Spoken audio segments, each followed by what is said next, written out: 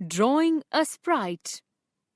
Instead of using the default sprite, we can create our own sprite also by drawing it. Steps to draw a new sprite. Click on the Paint New Sprite button. The Paint Editor window opens on the right side of the stage, under the Costume tab. Use the tools to draw the sprite.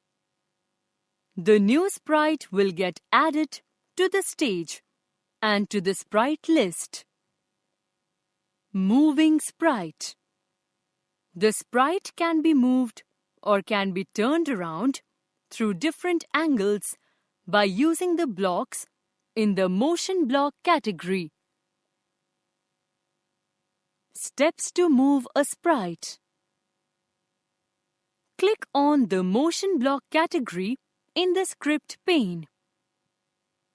Click, hold, and drag Move Block from the Blocks palette to the script area. Enter the step value. Default value is 10. Click on the block.